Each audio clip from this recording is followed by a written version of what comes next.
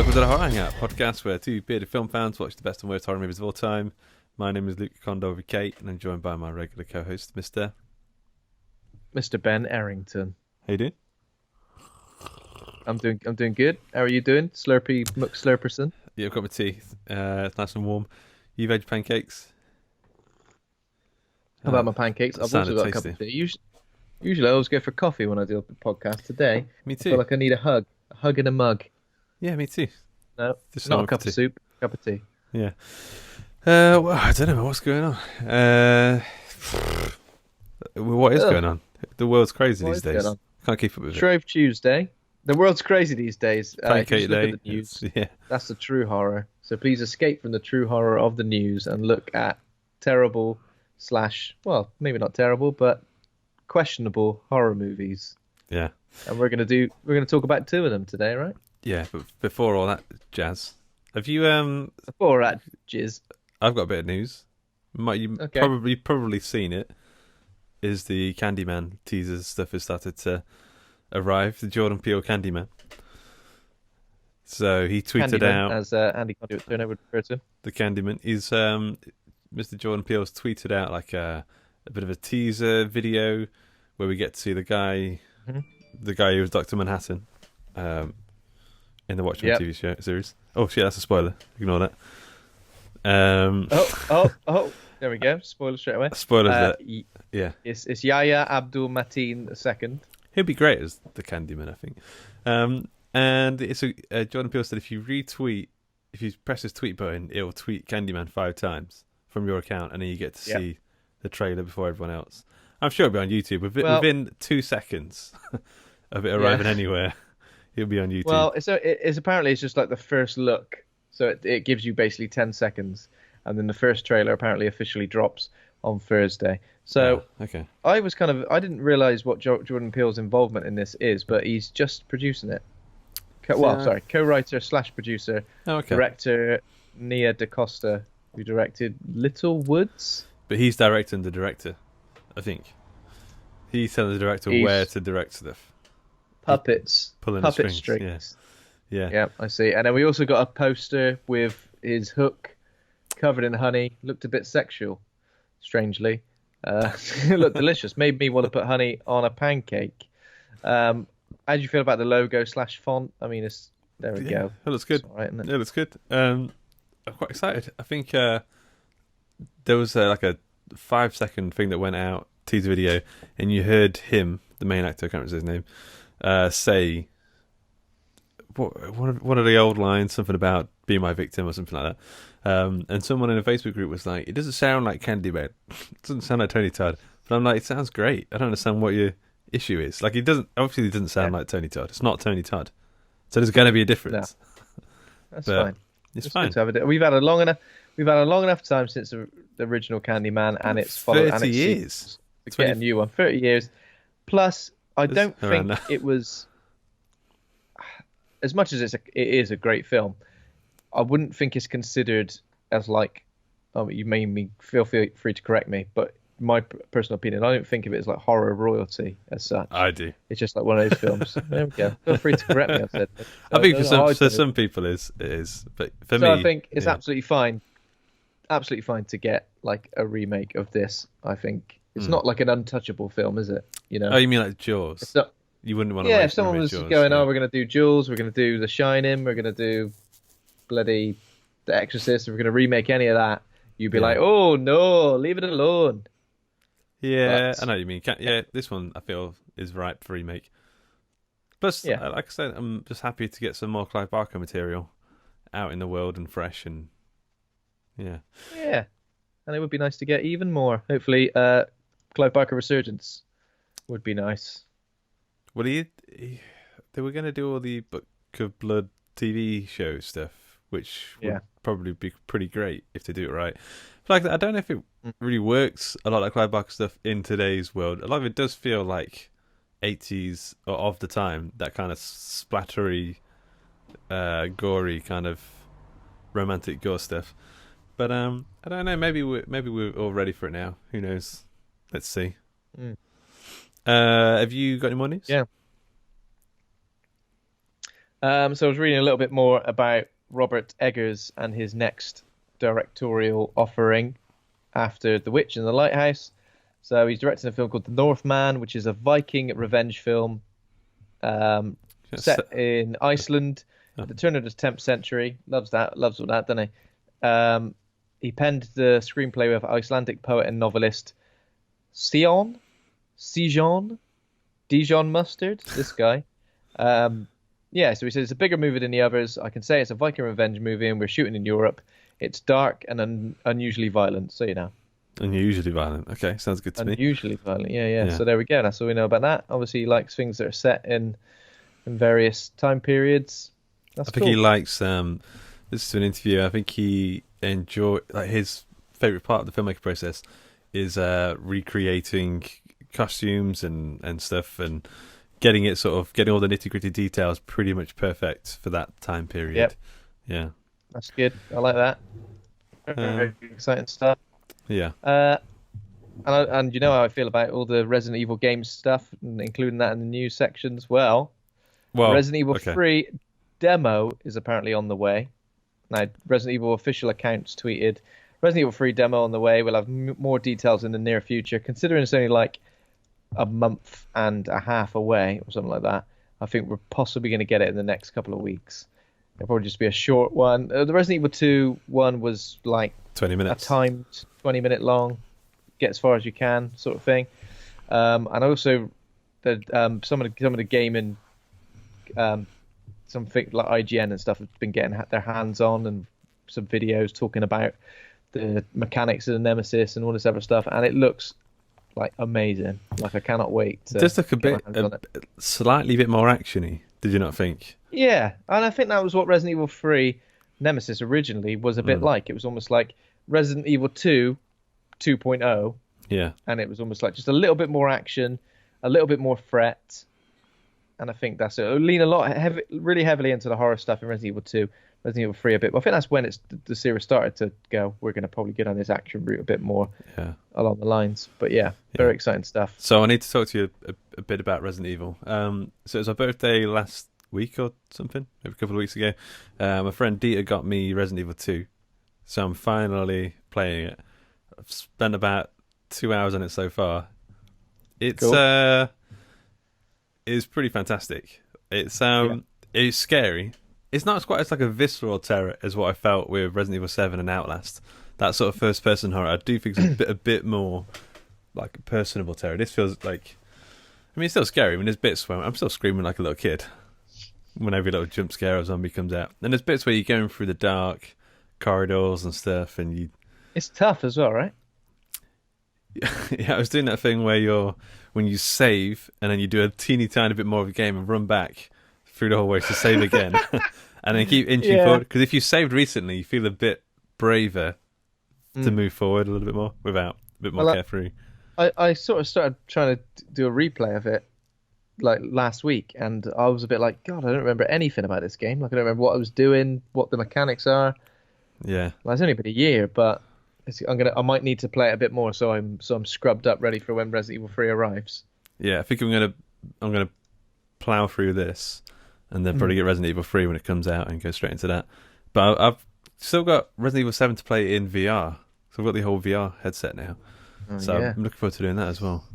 I would like to do that, yeah. Sticking with games, I've been playing Soma this week. Have you really? Yeah, I'm quite a good chunk into it. And I really like it. Like, it's got a really interesting, engrossing story that unravels nicely. Whereabouts are you up to? Like, what's the last big thing that happened? Without thinking about big time spoilers, I have pretty much worked out what's going on with me and what I am, and how I've come to get where I am.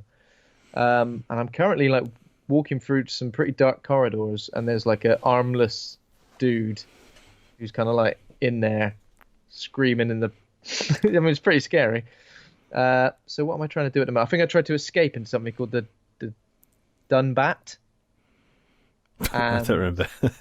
That blew up, so now I've gone off to find somewhere else. If I'm going to use like an elevator or something to get myself down somewhere. Down to the Mariana Trench.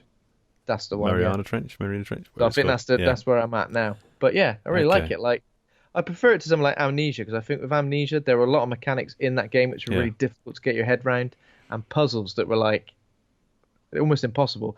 The fact that this game doesn't hold your hand, but you give things a little bit of attention, and it's pretty. I love all of the there's all like computer terminals and stuff. There's a lot of like tactile stuff where you have to press one bit, pull a lever down here, and they feel kind of real, like the little computers. And you're like running back and forth and doing. There's a few bits where you're trying to recreate some artificial intelligence like world and simulation with a certain guy to try and get information out of them. Yeah.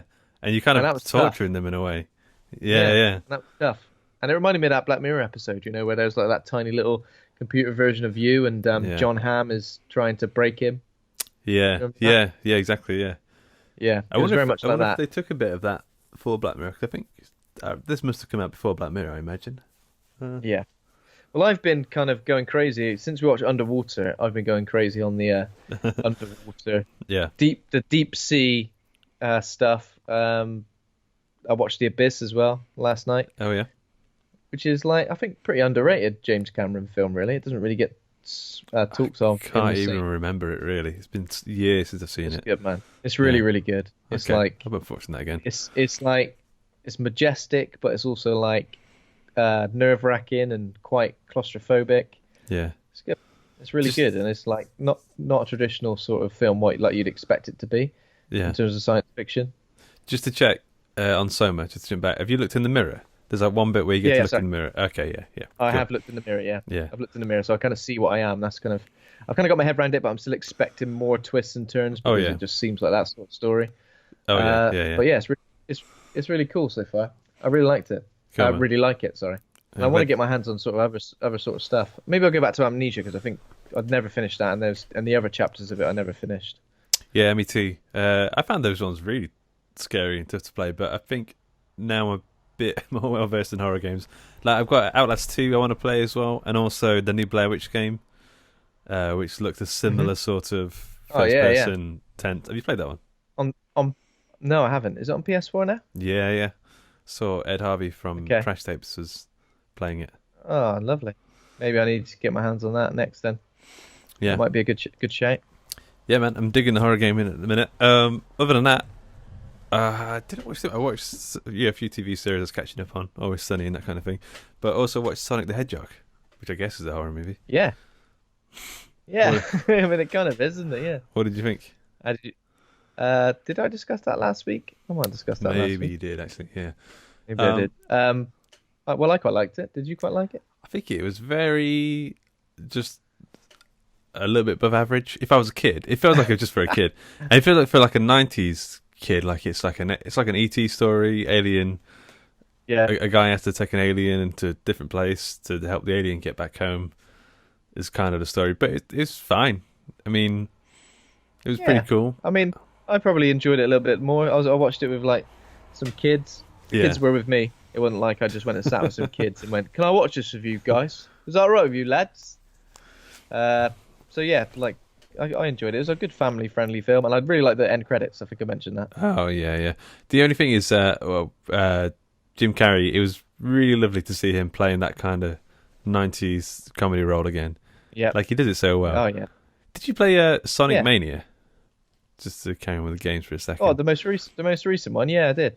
I found that game was pretty great because it recreated the original style, and it was like a 2D side-scrolling thing, and it was really good. But I feel like this game really fucking tried to troll you.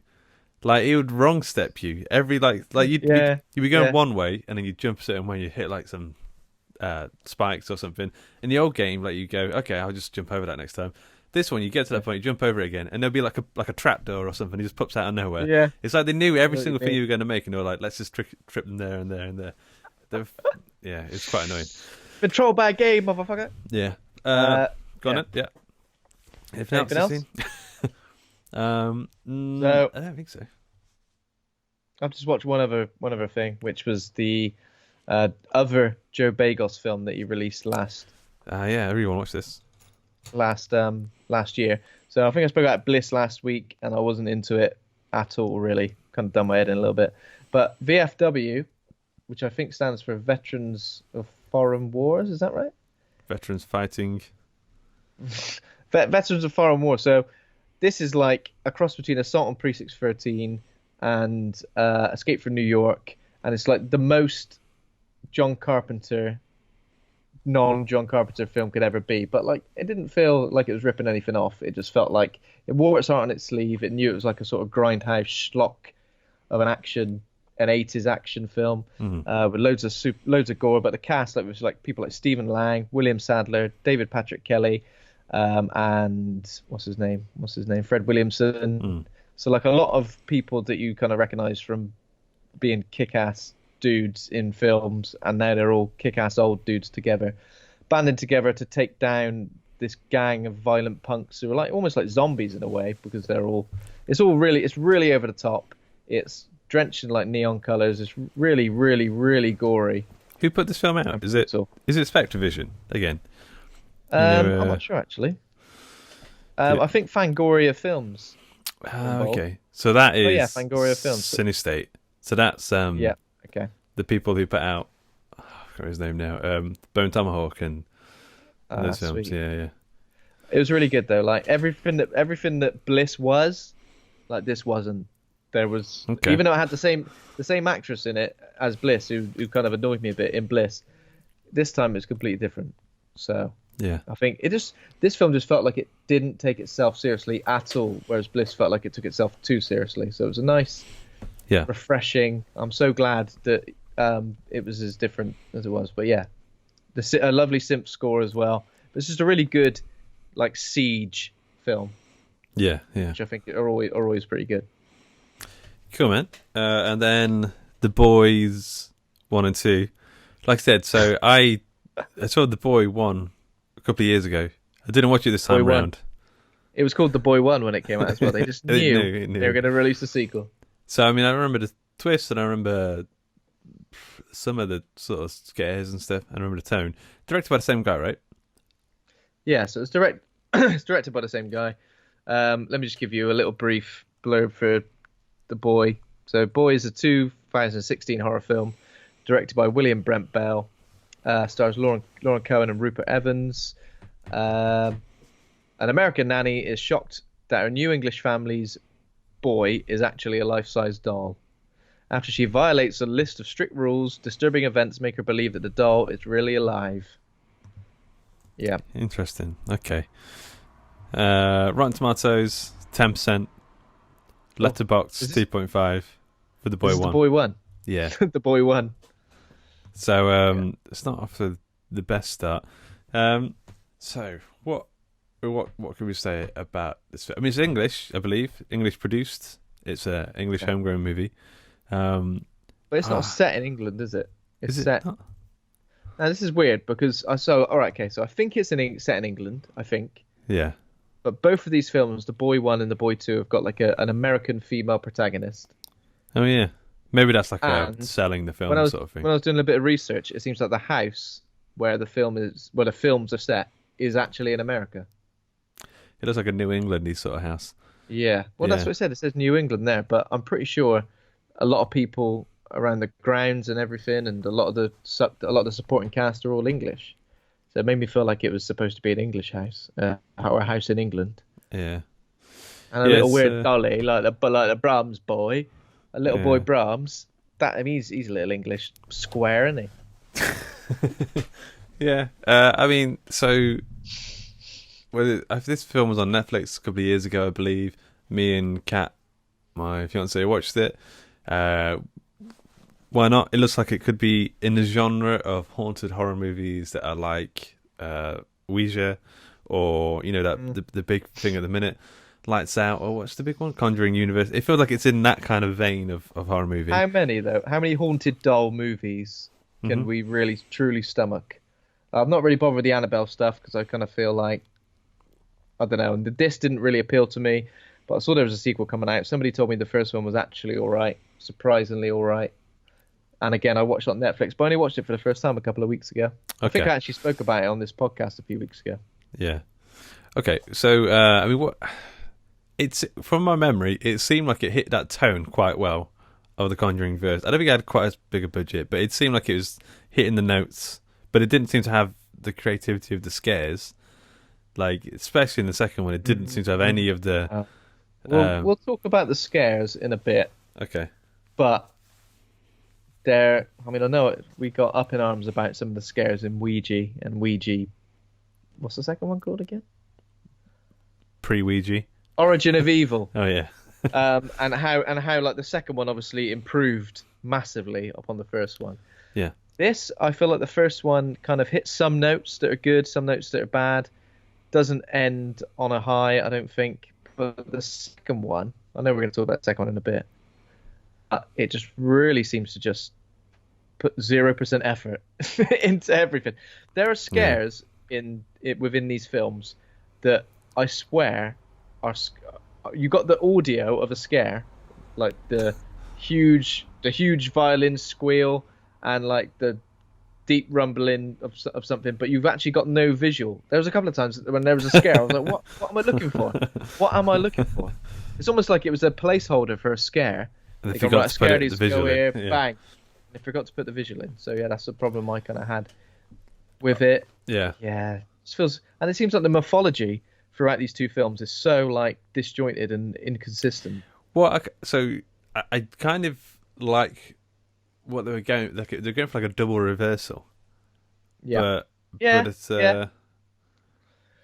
yeah. So, the part of the film, the first one is an American girl comes to England and she's going to be a nanny for what she thinks is a real boy. It's like the Heelshire family, it's like an old couple. And they seem nice enough, and they invite her in, and then they sit her down and says, "This here is Brahms. He's our little boy." Brahms is a weird name. I think like it's some famous composer, but it sounds kind of spooky, old English spooky. And then she's like, "Oh, it's actually a doll." But she doesn't say that. Well, they don't say that. They don't say, "This is our son. He's actually a doll." They just go, "Here's our son," and she laughs at first. So it's Lauren Cohan from The Walking Dead. Who played Maggie in The Walking Dead, and she's really good in that. She's one of the good, consistent characters in that show.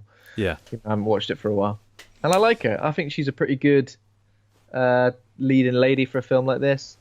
But yeah, she kind of laughs initially to say, "What? Your little boy's a doll?" And they kind of go, "Yeah, it's a doll." No, they don't say that. Well, they keep saying that. That's what anyone else would say. Anyone else, like she'd go, "You've literally got to be having a laugh, haven't you?" But I think she thinks, "Yeah, I could probably get a nice bit of money out of this, nice bit of bunts." Yeah, because like she's, I think she's escaped from her relationship in America. She's got a slightly abusive boyfriend, maybe, or something. Got like an abusive boyfriend who's still like hanging on in there. Like he keeps contacting her friend, and he's clearly like looking for her in America. So she's gone as far away as she can. How could he find her? All right, maybe this is explained in the plot. Facebook, mate. Facebook. He's got the Find My Phone app installed on her iPhone. Maybe. Yeah. So obviously she's trying to escape something, and she's walked in on a new horror. Essentially, well, I say horror. It's kind of like ridiculous to start with, because I just found a lot of elements of this film like funny. I don't know. It was. First of all, it's because he's like a little bit smaller than what like a boy would be. Yeah. If he was the same size as like a normal, I don't know, what's supposed to be like 10, 12-year-old boy. If he's the same size as a normal boy, I think it might be a bit scarier. The fact that he's just like 2/3 the size of a. Also, I mean, maybe they just didn't show us these parts. But if you're all like alone in a house and there's like some sort of doll thing, you're going to be doing some weird stuff and like around it, farting, like. Picking, like, do you see what I mean? Like, you'd be like, when you're in your car, like, you just make stupid noise. Well, if you're me, you make stupid noises, sing, do little voices for him. Like, you tell him to shut up, or like, you have like a weird ongoing relationship with him. Shut up, Rob. Like, you do these things. Rob, like, you're a little prick, aren't you? Yeah, I mean, that's the kind of thing. Scratch your ass and then smell it. No, and then make Brahms smell it. What's that smell like, Brahms? What's that smell like, Brahms? Nothing. Beef. You need to get your bloody snooter. You need to get your snots checked out, mate. I mean, all the while you're pissing off this like demon potentially, but Brahms, don't respond if you're a little twat. How embarrassed would you be? It's like when you realise someone's been watching you the whole time, but it's actually a demon. Oh, fucking hell. Oh, bloody hell, that's Scratch my embarrassing. balls in front of him. I'm a demon. I'm well embarrassed. I'll be honest. I'm not scared. I'm just embarrassed. You saw me do a lot of weird shit. Yeah, you shouldn't be doing roly-poly for no apparent reason into the kitchen.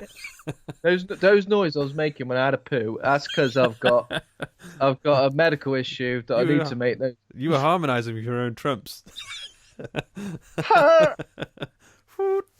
Think we're alone now. Brahms. Yeah, I mean, it's almost like it's so absurd that it could be like a ridiculous horror comedy / ridiculous episode of a sitcom where somebody ends up looking after a dolly, little boy Brahms. And you obviously mentioned that Brahms sounds like the noise from the Inception trailer. Brahms. Yeah, well, that's what they're called. I think they're called a Brahms. Well, it's deep, not that, but deep. Have you just done a Brahms, you dirty little bastard? You've been blaming everything on him, wouldn't you? Was that you? Maybe it's called like a Bram or something like that. But it is the Inception noise, the trailer noise. Yeah. So it's pretty absurd because she's supposed to there's a strict list of rules, including read to him, play music to him, put his food in the freezer if he doesn't eat it. So what do they say? In the freezer? Yeah. If he don't eat his food, right, put it in the freezers to save it. Freezer just overflow with his food. That little porcelain dolly hasn't eaten. Just you got to be thinking, you guys, you need some sort of psychiatric help, guys. Yeah, but they go right away. They're like, right, we'll leave you to it. What's his name's like, right, best be off. Swinging his keys. I'll leave you to it then. See you later, Brahms. Did they say goodbye to him? Yeah, they must do. No, maybe they don't because they want to get away from him. I think is the one thing we need to sort of say from the get-go is that even though this film kind of sets it up as Brahms potentially being a haunted porcelain doll, we don't actually see the doll move at any point. It doesn't move on its own. It doesn't, do anything. It does in the sequel, doesn't it? It does in the sequel, yes. So obviously, that's where the mythology starts to get a little bit skew with. Yeah. There's a part where she sees what she thinks is the doll crying, and she goes up to it. That's kind of creepy. But then she realizes there's a leak, and it's happens. What it actually is the real Brahms taking a piss. yeah. Okay. So basically, initially, when they leave, they're going on like a holiday or like a getaway or just off to have a life without Brahms dragging them down.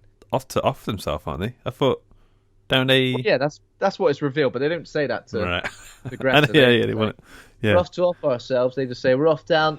Off to the shops. Yes. Yeah. The shops. So initially, Greta, she ignores the rules, basically does nothing with Brahms. She leaves him on a chair. Yeah. She covers him up with a blanket at one point. She's on the phone all the time. She's eating peanut butter and jelly sandwiches. She's chugging the wine down from the wine cellar like anyone's business. Yeah. And what else? Well, there's a grocery man. Yeah, this is weird. The Asda delivery dude is outstaying his welcome big time. All right, is there anything else I could do for you? Just fancy a chat. Drop my groceries off and leave me alone. So he kind of checks in, and then I can't remember how it's revealed or why it's revealed, but he basically tells her that Brahms is a real boy. He was a real boy, and he was killed in a fire 20 years ago on his 8th birthday. So it's setting up that he's haunting the doll. It's like a Chucky situation going on. Yeah. And yeah, they go on a date, don't they? Some sort of weird. Or I think he asked her on a date, and then while she's getting showered and dressed, like her jewelry vanishes and her dress vanishes, and she ends up going up into the attic, thinking she hears like scuffling noises and stuff. She goes up into the attic thinking that someone's fucking with her. Yeah. But then she gets locked in there and can't get out, and she ends up just sleeping up there all night in nothing but a towel. Does she really? I don't remember that bit at all. Yeah, I feel like this is just the director going, yeah, then you just got to sleep up in the attic in a towel. And then she explains to Malcolm what happened. If I was Malcolm, I'd be like, that's a definite bad excuse, and you've just basically completely stitched me up, and now you're hitting me with this. I'm embarrassed for you. Yeah. Yeah, and then I think they talk a little bit more about Brahms. There's a painting, isn't there, with the man and the woman. The heel shiz. Is that what they're Little called? Boy Brahms looks like the guy from Mad Magazine. Ooh, in the paint. Okay, yeah. Mad Magazine. Yeah. So then, I don't remember any of this, by the way. I remember a lot of the opening. I'm leading the way with this. It's only been a couple of weeks. Sorry. It's alright. So more weird things are happening. Like you can hear like a child sobs in the hallways. Like, phone calls keep getting cut off. And there's things where the doll does begin to start move on its own, but we don't see it. So we don't see the doll turning its head or getting up and walking off. The doll would like be one place and end up in another place. And obviously she finds that creepy. She's getting to a point now where she's starting to think something's definitely up. Mm-hmm. Brahms, or as we think it's Brahms, leaves her like a peanut butter and jelly sandwich outside her door. Obviously, what else would an American protagonist be eating other than peanut butter and jelly sandwich? Yeah. Maybe a hot dog from New York. And I think she gets to the point where she basically believes that Brahms is in the doll, and she's like, right, better take this a bit more seriously. Also, she's had a miscarriage or something, right? So she's like wants to look after. This is like her replacement baby. Is that right? Am I remembering that right? You're not looking at me like I'm remembering this right. I thought she had like or she had some sort of baby issue. Maybe she couldn't have a baby or something, or no. Okay, maybe making that up. She pretty much mugs Brahms off from the get go. She's just like, fuck off, mate. What, you want me to look after this doll? Yeah. You're having a laugh, aren't you? You're watching the money roll in while I'm looking after this doll. But yeah, basically, when she thinks the doll is haunted, she starts to take the things more seriously. So, okay, yeah. There's a bit where she goes a bit nuts and tries to show Malcolm that the doll moves, and she leaves him on the floor. I think she draw a line around him or something. Okay, yeah. Yeah, I don't know. And then they go out. I can't remember. Anyway, more stuff gets revealed. Yeah. He tells Greta. Malcolm tells Greta that Brahms was friends with this little girl who was found in the forest with her like skull caved in. And before the police could question Brahms, the house was burnt down with him in it. Okay. Yeah. So potentially an act of arson. Maybe his parents are involved somehow. But yeah, here we go. Sorry, maybe I've got this wrong, but it sounds like you're right. She previously suffered a miscarriage after being beaten by her ex. Okay. So now, around about this time, starts to feel obligated to care for Brahms. So before didn't bother. This time feels a bit more obligated. Okay, yeah. So then the ex-boyfriend turns up. He's arrived from America. Sniffs her out. First we see that the heel shears. First, we see that the heel shears write a goodbye letter to Brahms and just drown themselves by walking into the sea with like their pockets full of stones, because that's gonna work. just put a handful of gravel in your pockets, and then the sea will take you. Maybe, I don't know. I don't know how that works. Maybe what sea? It must be like Dover, White Cliffs of Dover or something. Why did he jump off a cliff? Why did he have to? Yeah, that would have been better, wouldn't it? Do Midsummer style. Because if I did like a suicide pact with somebody, I said, right, we're going to walk into the sea. I feel like I'd go into underwater, and then I go, well, no, I ain't doing it. Yeah, but the stones, though, they're there to keep you down. Keep you down, yeah. Well, there we go. Yeah. Well, they just pull your pants down? She had pockets full of stones. At least they're not like swimming shorts. You know, when they've got air in them. So I can't stay down. It's like a hot air balloon. Under the water. Floating crotch first. Yeah, but imagine that'd be embarrassing though, if that's how you died. And you were found with your trousers down in the sea. Just your trousers down. Yeah. Grab up your ass.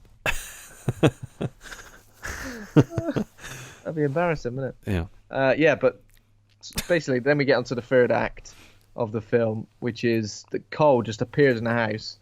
Just like a normal ex-boyfriend would do, travel across the ocean. He's got like a conquistador mustache beard thing going on as well, right? From what I remember. Conquistador. Doesn't he have like a goatee with like a twizzly mustache?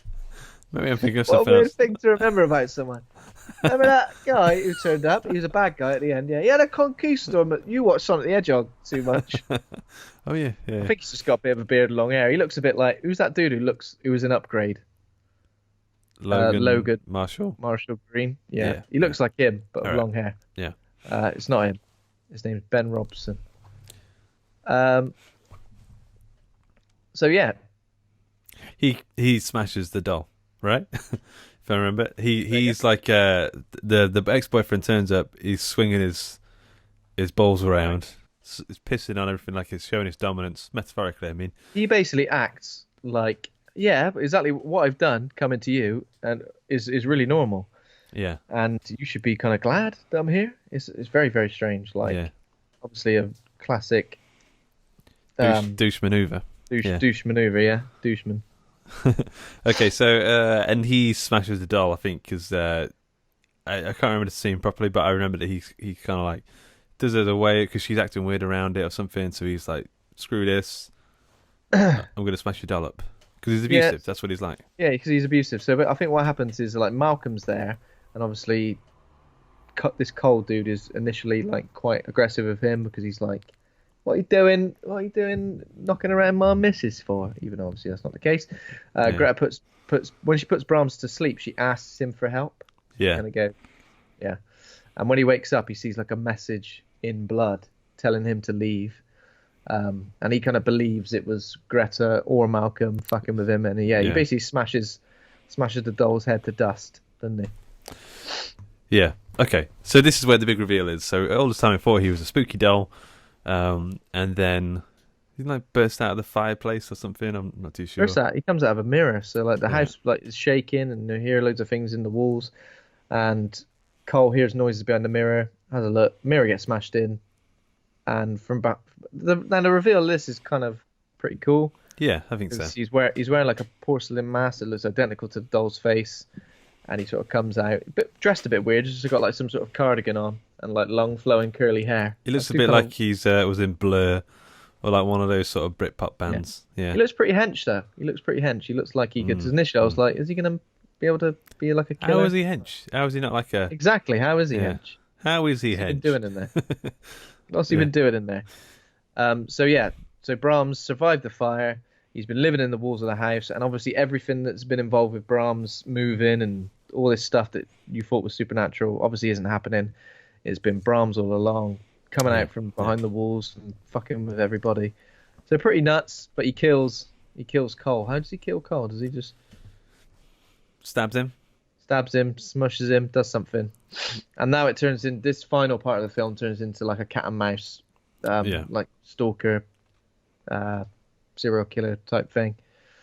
But they go into the walls and they find like where they've been living, where Brahms has been living. They find her missing dress and jewelry is in his bed. Mm-hmm. He's a bit of a perv as well. And he basically there's a final letter which reveals the plan of leaving Greta as someone for Brahms. Yeah. To look after, or just to be I don't know. But yeah, then she forces Brahms to go to bed. She goes, right, it's bedtime now. Bedtime, and he does go to bed like a good boy. Yeah. And he asks for a goodnight kiss, but then she stabs him with a screwdriver. It's very nice, and definitely is against the rules, right? I don't remember any of this. Maybe you remember the screwdriver? I remember him coming out of the mirror, because it was a good moment. I mean, as much as I didn't really enjoy the film, it was a decent little surprise. Wasn't expecting that. It's a modern. I think I'd already heard this first. Annoying. Loads, but I feel like after this, there are so many more questions. Loads of questions were left unanswered. So yeah, Brahms basically fights with Greta, tries to choke her, but then she pushes the screwdriver deeper into him. He collapses. Greta and Malcolm run away, and then we do get a sort of like a final scene, which is Brahms, who survived. He's repairing the shattered doll, even though the doll was shattered beyond any form of repair because it was literally smashed to dust. And even if you wanted to put all the pieces back together, it's got a lot of time on his hands. Here's a pile of sand. I meant to turn it into what? Do you know what I mean? That's nuts. And it looks by film 2. it's pretty much back to normal. I couldn't even tell if it was smashed at one point. Also, just thought of another question. The big reveal in number 2, because he gets smashed up in number 2 as well. How come he hasn't got that kind of thing going on in number 1 when he gets smashed up? Do you know what I mean? The face. Because, as we've discussed, right, before we go into spoilers for number 2, as we've discussed, this is so inconsistent. It's like they've just gone with the second film. Right, that was a twist in the first film. We can't do the same thing again. We're going to have to twist it again on its head and completely undo pretty much everything that came in the first film. There's no consistency. Yeah. It's just a load of bollocks, really, isn't it? It's just a load of bollocks. Okay, well, in terms of grading the first one, I would say it would be unfair for me because I don't remember everything about it, but I do remember it being very middle of the road, a little bit less than middle of the road, really. I would probably go for a D off the top of my head, but that might be being too lenient. I'm not too sure. Yeah, I think maybe I'd go for a D plus for that one, because I think it's got some interesting little. D plus sounds really negative, but I mean it's not. It's not original by any sense of the word, you know. Yeah. And there we go. Okay, so number 2, Brahms, they called it now, with the subtitle "The Boy 2." Why wasn't it just called The Boy 2, or wasn't it called like just Brahms, or why not? Brahms The Boy 2 is just fucking weird, right? It is weird. This one's at 9% Rotten Tomatoes. It's 1 point less of Rotten Tomatoes, 1.7 on Letterboxd. This one was weird because I went to the cinema and it was rammed. Like, it was absolutely rammed. There's tons of younger, I guess they're like teens, and they were like screaming their heads off. Yeah. It was weird. It was really weird. There was a row in front of me of people who were screaming their heads off, and they were reacting like they'd never seen a film before. They were like literally, they couldn't believe what was unfolding in front of them. Yeah. Where my eyes were rolling so far into the back of my head, I was like the Undertaker. There was like a dream jump scare, and I heard someone say, "Oh, that was terrifying," like whispering to them, and I was like, "The thing is, like these films aren't scary. Like they're not scary. Like there might be a little bit of a creepy nature to some bits and some of the visuals, but they're not scary. Like the actual scares only come from loud noises. Yeah, that's the only thing they come from.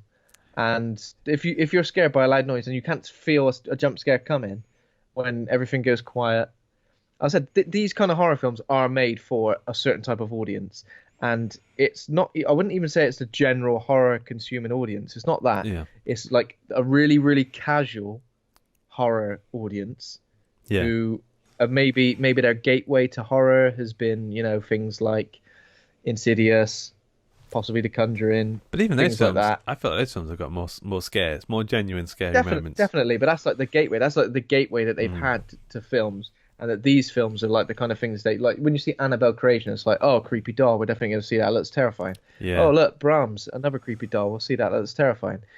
It's that there's nothing about these films that aren't cookie cutter for scares, but also like almost a whole story in the way it pans out. Like there's nothing about them. It's less about sort of. I mean, this is going to be. Maybe this isn't all the way true, but it's along the lines. Like it's less about artistic intention and more about funhouse moments, funhouse gags that are going to sort of get people. The better ones are the ones that are more inventive with those gags and are actually feel genuinely quite creative and inventive with those gags. The ones like this one, where there's no creativity. I mean, it sounds really harsh, but they were phoning in the scares. I don't think there was one scare, and I was like, "Oh, that was an interesting." There were some moments. There were some moments where there was like a character crossing like a window, or suddenly a shadow appearing, and that was accompanied by that really loud violin bang noise.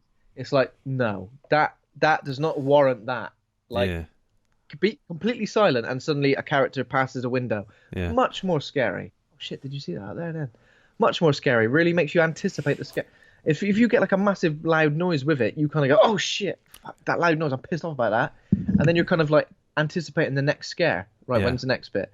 You're anticipating the scare rather than being invested in the characters and what is happening in the story. You're just anticipating the next loud noise. But I mean, I mean, if this is getting people into horror and it's getting bums in seats to watch horror movies, then I'm all for that. I just kind of wish it was the thing that's getting people into cinema was something a bit more creative, I guess. Or would people would watch this and be like, "Oh, this is cool. Horror's got a lot to offer." I do worry that people go to see this and like, "No, horror's not for me." But this isn't the best example of a horror movie at the cinema. But I mean, no.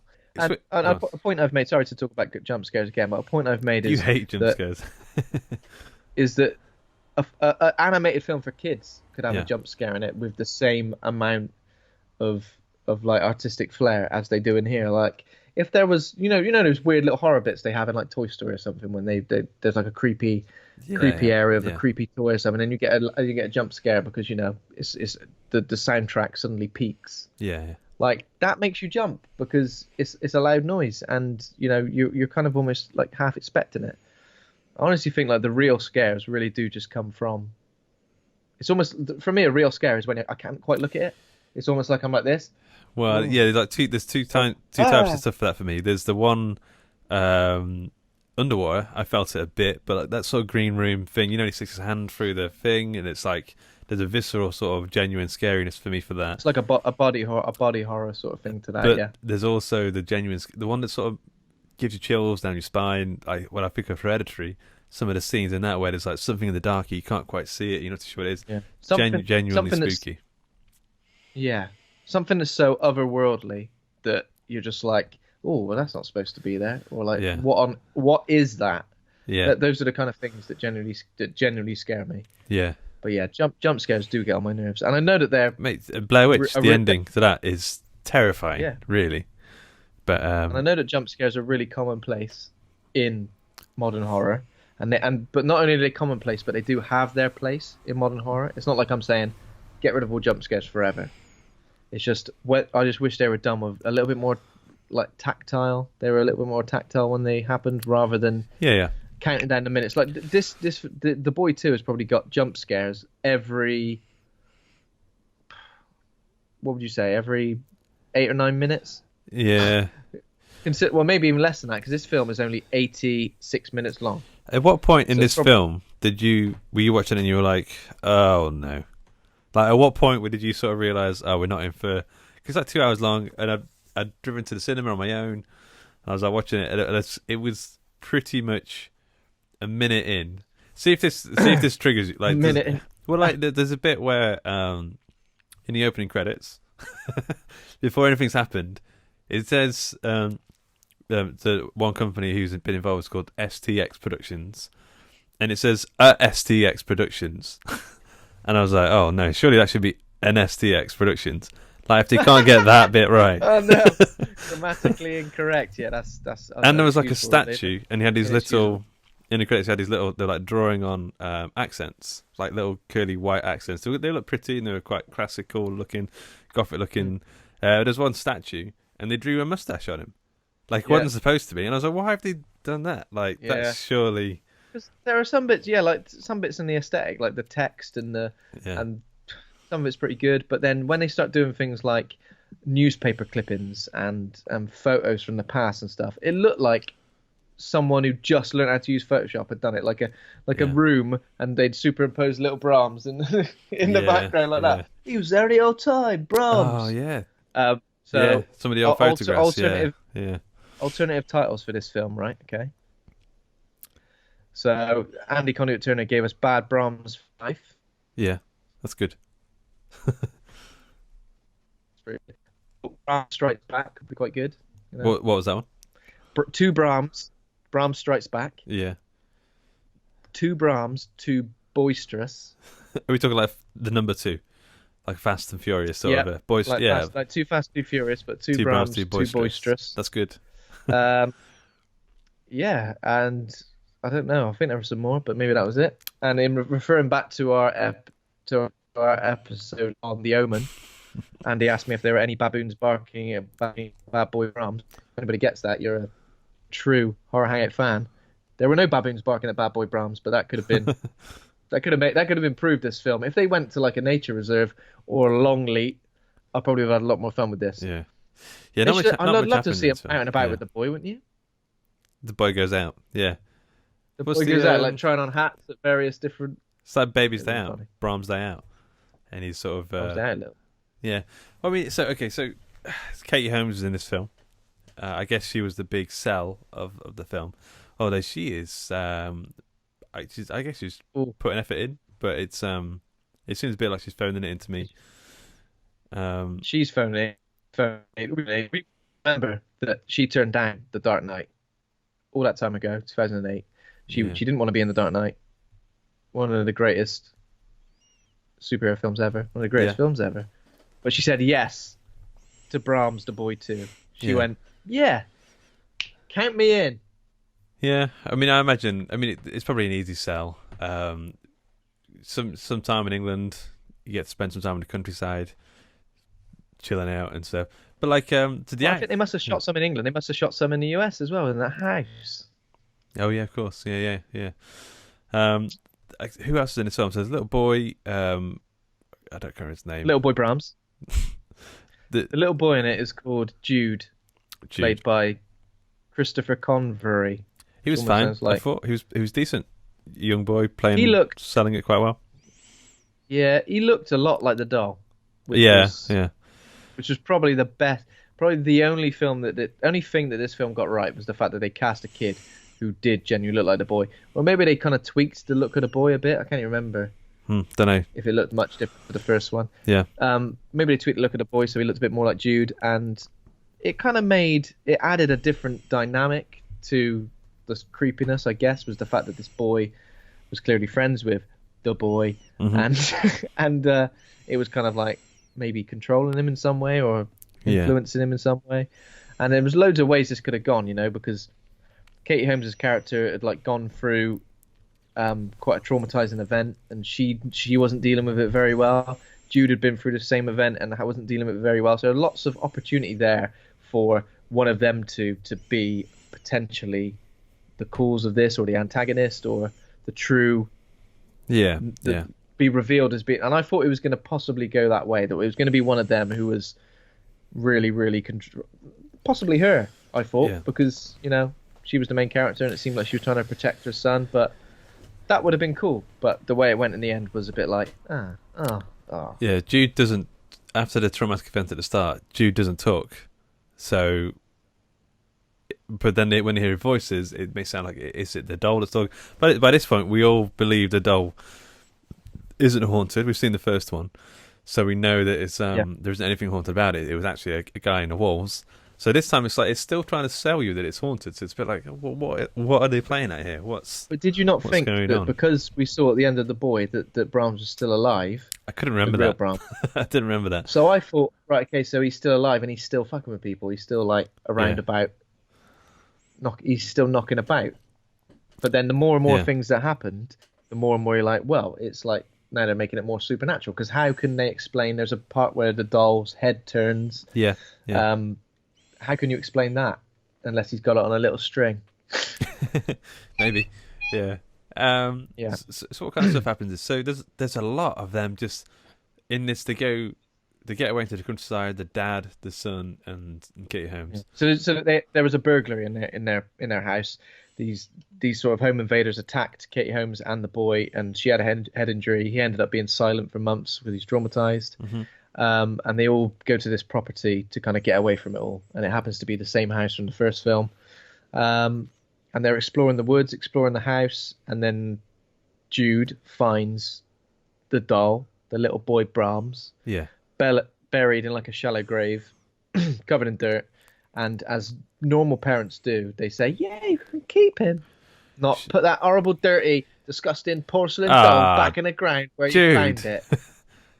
Dude, what have you done there? It's probably covered in loads of shite. Yeah. Well, so she doesn't do that. Katie Holmes gives it one of the most sensual bathing bathing secrets I've ever seen in my life. What?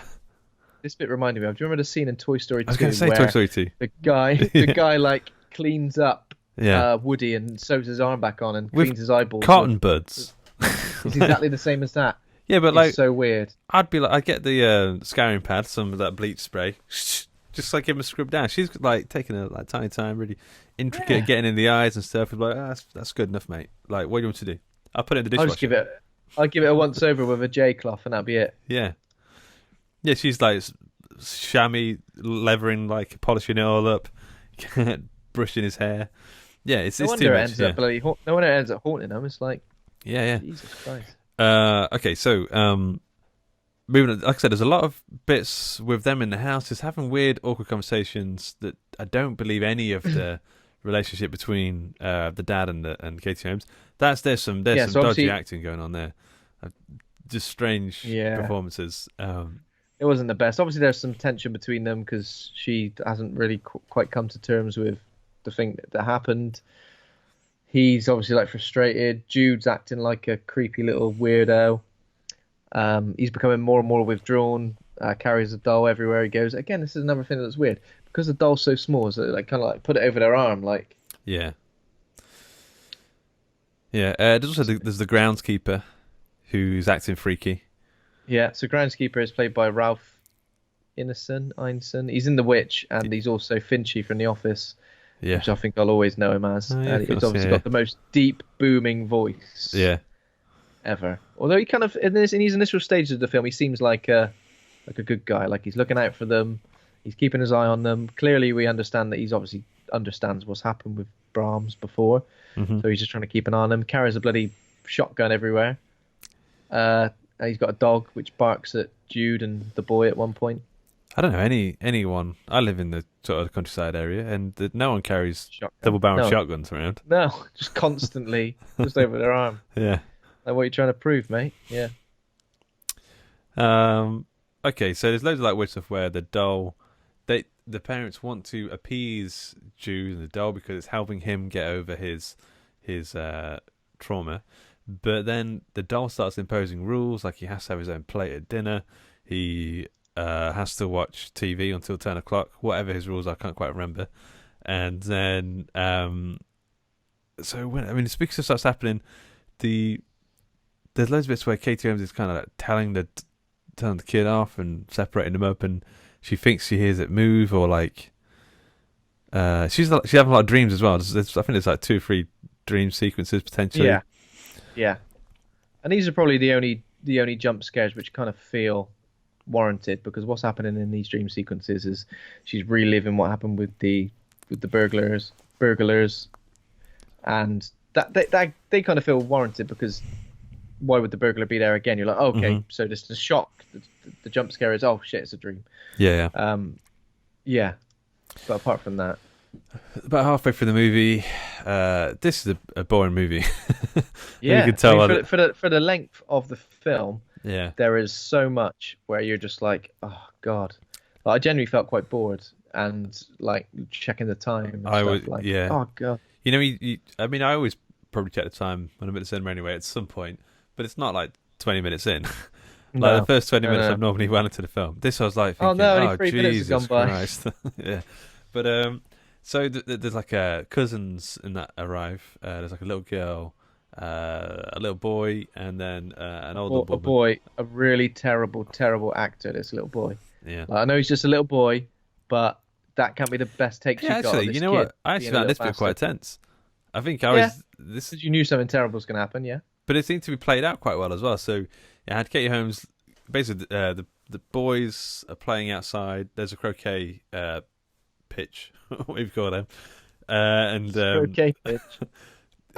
He kicks the edge off one of the croquet wickets. I think these are technical terms. Yeah. And it's like leaves like a spiky stick sticking up in the sky, so you know something's going to happen. Katie Holmes is looking out the window at them, and it seems to really build this bit up. Like, she keeps looking at the doll, and then it's building up, the music's swelling and stuff. I found this bit quite tense. And then the little boy doll, she sees the doll's head move, and then the arsehole kid trips and lands and gets impaled on the. He is a little arsehole kid, like.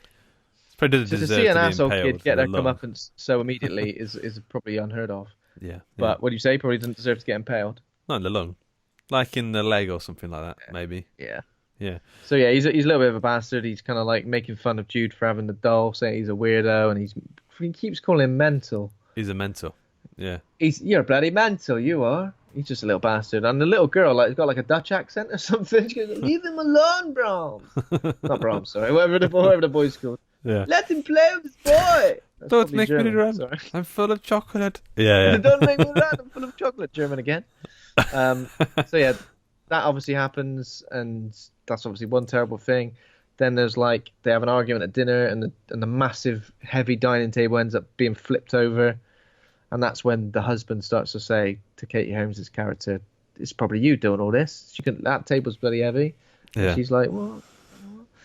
Yeah, and then we get a lot of cliche things, like big violent drawings in a notepad, which end up turning out to be not 100% real, but still like so cliche, like the kid doing drawings like that. And then there's lots of, he obviously writes on paper. First of all, we should get him a whiteboard because he's going through paper like nobody's business. Those art pads are expensive. Yeah, jeez, he's writing on like see the ply on that paper. Yeah, and he writes you're making him angry and all that stuff. So yeah, it's built up pretty quickly, and then she starts doing research into what happened to the doll. Another cliche bit, which is I found, I was like, couldn't quite believe they just went all the way with it, like the internet research page, like internet research montage, where like the computer images are flashing across the screen. The photoshopped images were bad. She looks on Brahms's foot for like a sort of a serial number. Yeah. And she types it in upside down. Now, when she looks at it, the logo on his foot is upside down. So anyone with 2 brain cells would go, "Oh wait, is that upside down? Right, maybe it's this." Yeah. And she puts it upside down, and when nothing comes up, she like screws up the paper and discards it without a second thought. And then we return to it a little while later, and she's like, "Oh yeah, maybe I'll try that." Yeah. Like, oh my god, you shouldn't have kids. You shouldn't be in charge of anything if you can't even think about writing it upside down. When I think of some of the stupid things I've done like that, like forgetting passwords and shit, I'll let her off for that. Okay. It's a human moment now. Maybe, but it just doesn't feel right. Do you know what I mean? I think when it's in a film, it feels like a moment that you don't plot driven more than like a natural audience to be so far ahead of you. Yeah. Like, I mean, I know it's frustrating for an audience to go, "No, you should have done you're doing it upside down," or something like that. Yeah. But yeah. So she finds out that doll's got a long history of before the previous film. There's people dying all over the shop. There's always like parents getting killed by the little children who are making friends with the doll, and the doll's always there. Always looks like he's been badly photoshopped in to every situation. He's always like, it's like a family photo like that, and then the doll's there in the background. Like high res. Like the rest of it's like a demograph, what they call it, and he's like a high res. Yeah. Black and white photo in the middle. Yeah. It's kind of ridiculous. And then obviously as she starts to find out the history of the doll, while the husband is at the hospital with the cousin who got impaled, some random local dude just starts going, "Oh, you're staying in that house, are you? Well, you never guess what happened with a dolly and a Brahms." Yeah. The dolly's a bad boy. And the Brahms boy, all that shit. Like, I mean, it's just nuts. It's just it whacks you over the head with, from both angles, trying to just, there we go, from both angles, trying to basically just tell you what the story is, and like, come on, give your audience a little bit of respect. Jude goes missing. Yep. Katie Holmes chases him to the old house, which is the house from the first movie, I believe. She goes into the walls. There's a cool bit where she can't quite see something, and then you see like the boy. It looks like the boy is like saying, "Come on, mummy, come on." So she goes. There's a jump scare in here, if you remember, where, or maybe it was a bit earlier, but there's a jump scare when she's in the walls, and it's honestly a jump scare for nothing. There's just a jump, and I'm like, what was that in aid of? It's like she turns around, and the jump scare is that there was nothing there. That's not a jump scare. Yeah. For God's sake. Yeah, for God's sake, Jesus Christ. Okay, so what's his face is like wearing the doll mask now, similar to what the Brahms, the real Brahms wore in the last one. Little Brahms, big Brahms, yeah. So then what happens now? The groundskeeper turns up and he starts talking about Brahms and he knows about it. I don't remember what happens here. So. Yeah. The groundskeeper turns up and he's like Groundskeeper Willie. He's basically been like being controlled by the doll somehow, like after the events of the first film. He's the one who pieced it back together. He's the one that pieced him back together. So Brahms, as in the boy Brahms, as in the grown boy Brahms, the real Brahms, is officially dead. Bit underwhelming, I guess. Oh, he's dead, is he? Right, great. Yeah. So he's basically being controlled, and so Brahms is really a demonic doll, supernatural being that sort of like hunts down and becomes friendly with families, ends it. We don't know exactly yet. Like, they still could be holding back the reveal on that, but the groundskeeper is, I don't know, doing stuff to Katie Holmes. She gets the shotgun, hits him in the throat with it or something like that. I don't know why he puts the shotgun down, but she gets the shotgun, hits him in the throat with it, runs to the house to catch up with him, and the little kid is now stood by like the fire with the doll, and she puts the shotgun down, and then she's like looking at the doll or something, and then the kid picks up the shotgun and is like pointing it at her. And then this is, I guess, this is the reveal. So, because I thought maybe the groundskeeper is taken place of is the proxy this time, whereas the other boy was the last time. But the dad turns up and he wallops because he's at a pub somewhere, and then there's a person there who goes, you're from the Brahms house. Let me tell you all about the Brahms house. That's why I got mixed up. I forgot when that happened. I thought it was at a hospital, but no. Oh yeah, it's at a hospital. Yeah. So then, I think it's a hospital calf. So then, he sneaks up. He wallops Brahms the doll over the head. So bearing in mind that this guy has been pretty much the whole way through this film not believing that anything supernatural's happening or weird. Suddenly, this guy tells him, he's like, right, okay, it is the doll after all. I'm gonna go and smash the living shit out of it with a croquet mallet. Yeah. Oh yeah, it's croquet mallet. Yeah. So he wallops. It's like I said. So they smash his face off, but this time there's a demon underneath the face, and it's been a demon all along. It's got like maggots crawling out of its mouth and stuff, and all this crazy stuff. It's so shit. It's like that doesn't. It is honestly like, but that doesn't make any sense in comparison to what happened in the first one, unless we're meant to disregard loads about the first one. It just, again, it's another plot device within these two films that just has more questions appear than answers. Well, then maybe when they do the third one, they'll answer it. That one will be called. What will that be called? Billy _ Brahms 2 _ the boy 3. _ the boy 3. Brahms is back again.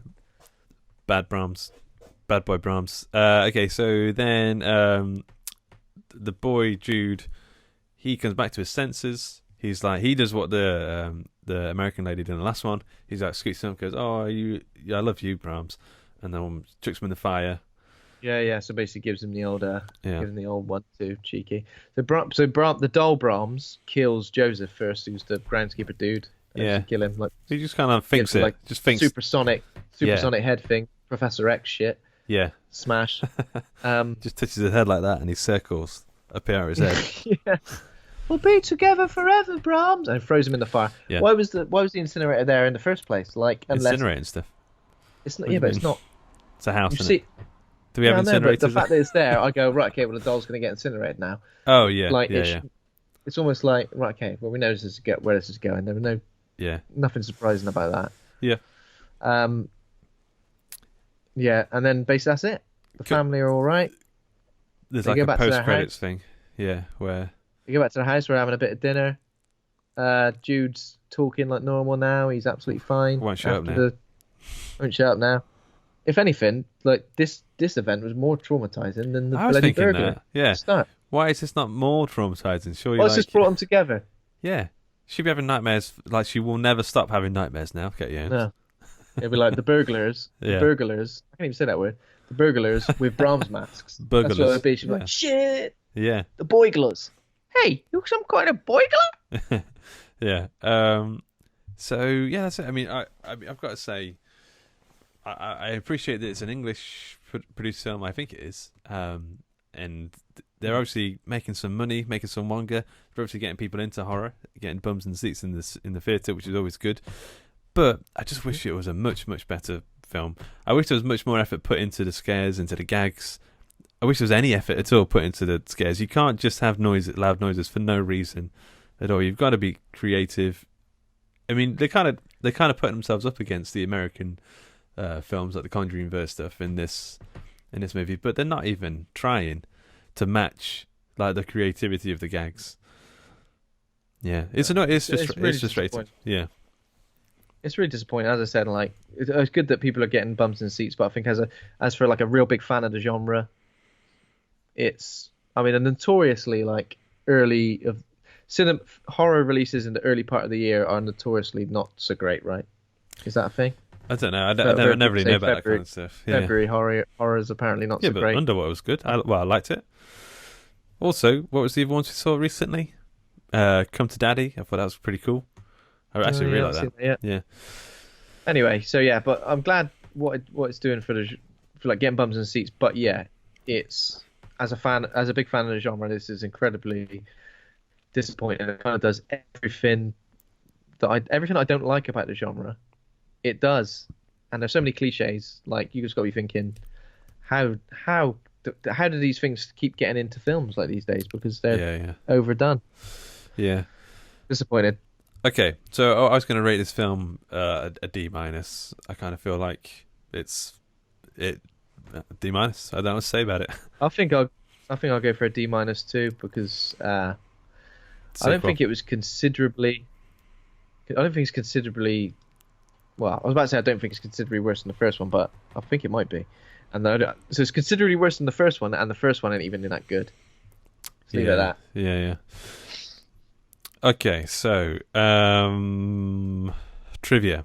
I've got a name game for you. We know the naming convention, The Boy. Very nice. So you know how the game works. Just The Boy, not Brahms, The Boy too. I've just gone for The Boy on this time around. Okay. So I'll give you the plot of a movie, and you tell me what the movie's called. Okay. Number 1. A girl is given a glass of milk, but the milk is not what it seems. The Soy. Correct. Nice. Number 2. A very smart man goes around town doing very smart things until he does something very, very dumb. Go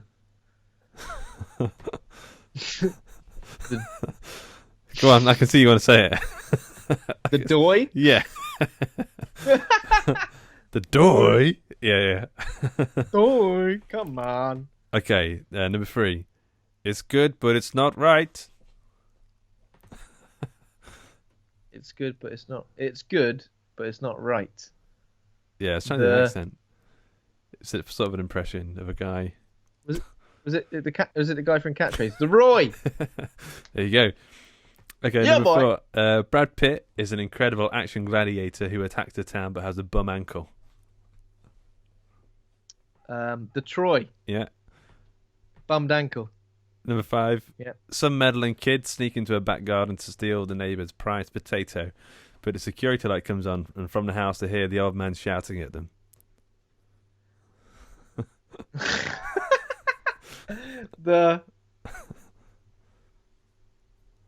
Is it related to potatoes? I can't tell you that. I mean, sort of, but not really. It's related to some kids stealing a potato and then a man shouting at him. I don't know. Okay. I can't get that one. Damn, I'm annoyed. The Oi. I've really got to reduce my expectations. Yeah, lower expectations. What's another word for potato? Come on, think. Then there's a red herring.